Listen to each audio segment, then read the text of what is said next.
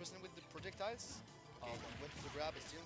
I really like that from Ode when he okay, this is pretty good, Il y a des moments dans votre vie de compétiteur où vous vous retrouverez en stream face à un public et un adversaire qui visiblement n'a aucun mal à gérer votre jeu.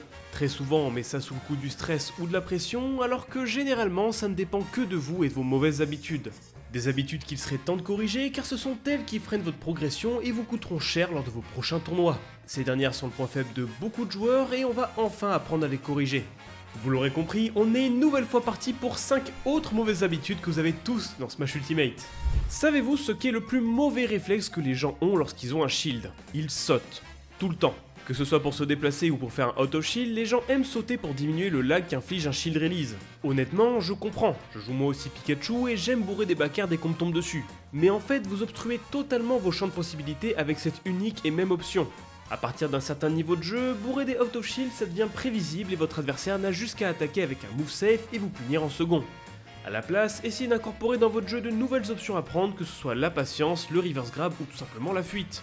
Un adversaire qui savait avant comment punir cette habitude va devoir maintenant gérer vos variations de timing et ça deviendra beaucoup plus compliqué pour lui de deviner vos prochaines options. Bon, tout ça c'est bien beau, mais comment je fais pour me débarrasser de cette mauvaise habitude pour de bon? Eh bien, ce que je peux vous proposer, c'est de jouer un personnage qui n'a pas vraiment de bon out of shield, comme par exemple Amphinobi. Ce dernier ne dispose de rien d'efficace dans cette interaction, et vous allez très vite comprendre que vous devrez jouer différemment si jamais vous voulez vous en sortir. Je vais vous montrer une séquence de gameplay, et je vais vous laisser deviner ce qui ne va pas. Mon ref reste au sol. Smash Ultimate est un jeu extrêmement aérien, certes, mais jouer au sol reste toute une partie du jeu. En sautant, vous réduisez vos options et vous vous mettez à la portée d'un adversaire qui n'a plus qu'à attendre votre retombée pour punir. Surtout que bon, si vous faites une attaque aérienne, c'est que vous espérez que votre adversaire soit en l'air aussi, on est d'accord. Dans ce cas, si vous savez qu'il va sauter, utilisez vos anti-airs. Ils sont parfaits pour punir ce genre d'options et ils sont très souvent utiles pour débuter une situation à votre avantage.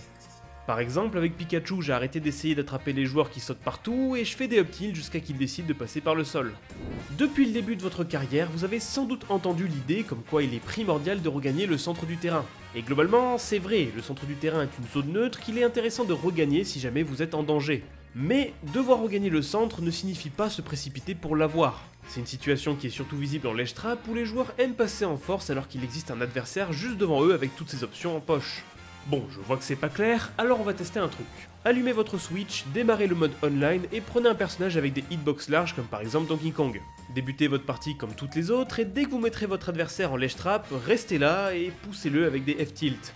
Vous allez voir qu'un débutant foncera tête baissée dans votre burst range sans que vous n'ayez à bouger le petit doigt. Contrairement à lui, à haut level, vous verrez que les tops n'ont aucun souci à jouer au corner et qu'ils seront ambigus sur le moment où ils vont tenter de regagner le stade. Vous l'aurez compris, ne vous sentez pas obligé de bouger et si vous le faites, soyez sûr que c'est vous qui l'avez décidé et non pas votre adversaire qui vous a poussé à le faire. Il y a une habitude que je vois beaucoup à bas niveau, c'est de vouloir à tout prix attaquer son adversaire par les airs sans penser à son landing. C'est vrai que c'est dommage, mais les gens lancent leur attaque avec la meilleure volonté du monde et échouent avant de retomber comme une fleur devant le shield de leur adversaire. Il faut impérativement arrêter de faire ça et vous poser la question, est-ce que je peux attaquer mon adversaire ou est-ce qu'il est visiblement en train d'attendre mon attaque? Si vous êtes dans le deuxième cas, revenez en arrière, changez de direction avec un saut ou autre, mais n'atterrissez pas devant lui. Est-ce que vous voyez ça là? Oui, ça là, cet air dodge directionnel qui ne sert à rien et qui vous coûte des games. Non mais, faut arrêter, faut sérieusement arrêter. Vous allez me dire qu'il y a des attaques qui vous projettent et vous décidez de revenir dans la burst range de votre adversaire avec aucun moyen de défense? Bon, désolé, je suis un peu véhément, mais je n'exagère pas quand je dis que l'air dodge, et surtout l'air dodge directionnel, c'est l'option des gens qui appuient sur des boutons sans réfléchir. Bon, je ne dis pas non plus de ne pas toucher votre manette en désavantage, je dis juste que souvent, DI ou drift loin de votre adversaire, ça vous mettra hors de danger.